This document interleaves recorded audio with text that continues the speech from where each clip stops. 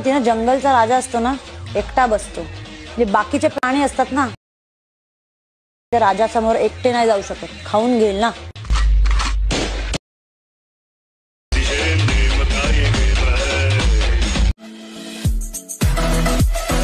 तुला माहिती ना, जंगलचा राजा असतो ना, एकटा बसतो. म्हणजे बाकीचे प्राणी असतात ना, त्या राजासमोर एकटे नाही जाऊ शकत, खाऊन घेईल ना.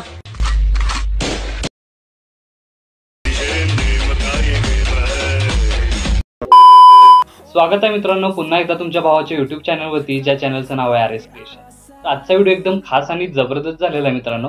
जरा स्किप न करता शेवटपर्यंत व्हिडिओमध्ये वापरले जे बीटमार्क आणि शिकेबी प्रीसेट याची जी लिंक आहे ती मला आपल्या वेबसाईटवर मिळून जाईल. त्यातून तुम्ही इझिली इम्पोर्ट करू शकता अलाइट मोशनमध्ये. तेच आपण व्हिडिओमध्ये वापरले जे मटेरियल आहे याची लिंक तुम्हाला आपल्या वेबसाईटवर मिळून जाईल.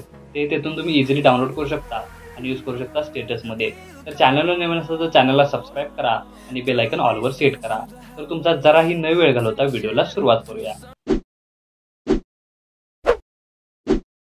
जय श्रीराम, जय शिवराय मित्रांनो. तर सगळ्यात पहिल्यांदा अलाइट मोशन ओपन करून घेतल्यानंतर सिम्पली आपला प्रोजेक्ट्समध्ये यायचं आहे.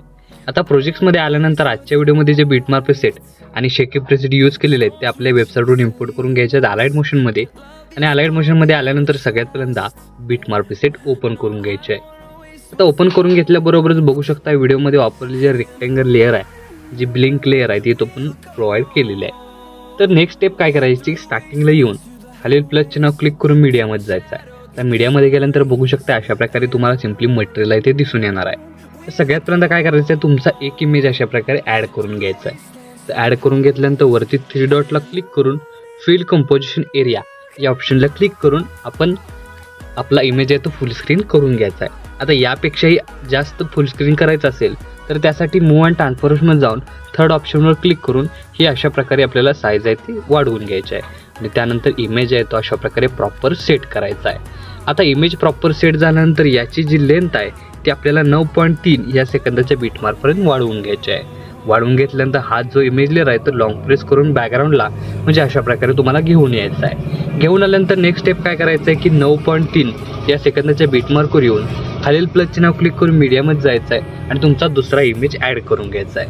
ॲड करून घेतल्यानंतर याची लेंथ सगळ्यात पहिल्यांदा वाढवून शेवटपर्यंत घ्यायची आहे आणि इमेज लेअर सिलेक्ट करून वरती 3 डॉटला जाऊन फिल कंपोजिशन एरिया या ऑप्शनला क्लिक करून आपला इमेज येतो अशा प्रकारे सेट करायचा आहे.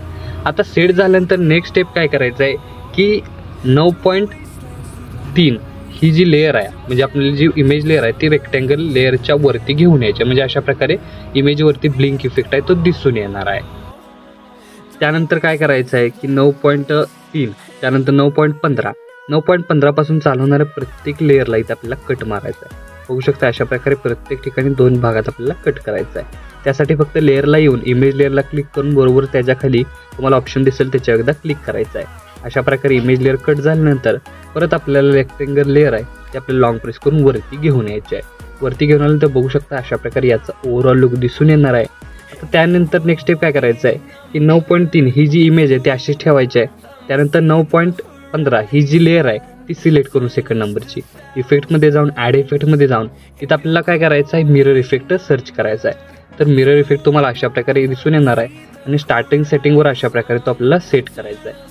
सेट केल्यानंतर बघू शकता याचा ओव्हरऑल लुक तुम्हाला अशा प्रकारे दिसून येणार आहे. आणि जी 3rd नंबरची 9.28 सेकंदाची जी इमेज आहे ती आपल्याला काय करायचं आहे सिलेक्ट करून मूव्ह अँड ट्रान्सफॉर्मेशनमध्ये जाऊन रोटेट ऑप्शनवर क्लिक करून -90 डिग्री रोटेट करून तिथं आपल्याला सेट करून घ्यायचे अशा प्रकारे बघू शकता फुल स्क्रीन करून. आणि जी 4th नंबरची इमेज लेअर आहे म्हणजे 10.11 ती आपल्याला मूव्ह अँड ट्रान्सफॉर्मेशन जाऊन इथे आपल्याला काय करायचं आहे +90 डिग्री रोटेट करून घ्यायचे आहे. आणि इथं आपल्याला फुल स्क्रीन करण्यासाठी मूव्ह अँड ट्रान्सफॉर्मेशनमध्ये जाऊन अशा प्रकारे करून घ्यायचे आहे. म्हणजे बघू शकता की ह्या ज्या 4 सुरुवातीच्या इमेज लेअर आहेत त्याचा ओव्हरऑल लुक तुम्हाला अशा प्रकारे दिसून येणार आहे. आता ह्या 4 इमेज लेअर झाल्यानंतर आपल्याला प्रत्येक इमेज लेअरला आपल्याला इफेक्ट द्यायचा आहे. त्यासाठी इथून बॅक निघून आपल्याला शेकेब प्रीसेट ओपन करून हे जे 3 इफेक्ट आहेत बघू शकता अशा प्रकारे.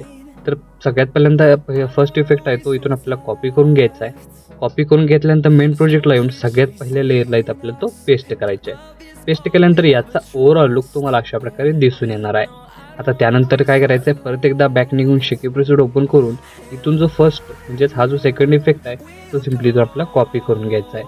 कॉपी करून घेतल्यानंतर मेन प्रोजेक्टला येऊन सगळ्यात पहिल्यांदा इथं आपल्याला 9.3 या सेकंदाच्या बीटमार्कला पेस्ट करून एक इमेजमध्ये सोडून इथं आपल्याला पेस्ट करून घ्यायचं आहे. म्हणजे बघू शकता युनिक असं कॉम्बिनेशन तुम्हाला एकाड एक इमेज लेअरचं दिसून येणार आहे. तर हा जो सेकंड इफेक्ट आहे तो झालेला आहे अशा प्रकारे पेस्ट. त्यानंतर परत एकदा बॅक निघून शेकी प्रिसेट ओपन करून घ्यायचा आहे आणि जो थर्ड इफेक्ट आहे अशा प्रकारे बघू शकता हा तो सिम्पली इथून आपल्याला कॉपी करून घ्यायचा आहे. कॉपी करून घेतल्यानंतर मेन प्रोजेक्टला येऊन इथं आपल्याला सेकंड नंबर म्हणजेच 9.15 या सेकंदाच्या बीटमार्कला पेस्ट करायचे आहे.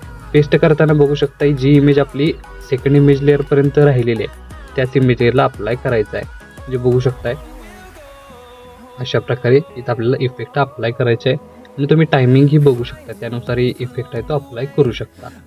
तर अशा प्रकारे सेकंड नंबरचा इफेक्ट अप्लाय झाल्यानंतर स्टार्टिंगला येऊन खालील प्लसचे नाव क्लिक करून मीडियामध्ये जायचं आहे आणि ही जी PNG दिलेली ॲटिट्यूड ती सिम्पली ॲड करून थोडीशी साईज कमी जास्त करायची आहे. साईज कमी जास्त केल्यानंतर बघू शकताय इथं आपल्याला वरती अशा प्रकारे स्क्रोल करत सेट करून घ्यायचे आणि सेट झाल्यानंतर याची लेंथ फक्त 9.3 या सेकंदाच्या बीटमार्कपर्यंत वाढवून परत इथून पासून 9.3 पासून परत एकदा प्लस चिन्ह जायचं मीडियामध्ये जायचं आहे आणि हा जो ॲटिट्यूड PNG दिलेला आहे थोडीशी साईज जास्त वाढवून आपल्याला लेंथ शेवटपर्यंत वाढवून इथं आपल्याला सेट करून घ्यायचे आहे.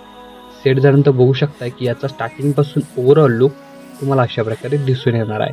तर आपला स्टेटस आहे तो इथं क्रिएट झालेला आहे. तर याला सेव्ह करण्यासाठी काय करायचं आहे सगळ्यात पहिल्यांदा वरती ॲरोचिन्ह एकदा क्लिक करायचं आहे. क्लिक केल्यानंतर व्हिडिओचं ऑप्शन सिलेक्ट करून एक्सपोर्टवर क्लिक करायचं आहे. अशा प्रकारे आपला स्टेटस आहे तो HD मध्ये सेव्ह होऊन जाईल. तर आजच्या व्हिडिओमध्ये एवढंच मित्रांनो, भेटू पुढच्या व्हिडिओमध्ये. तोपर्यंत काळजी घ्या.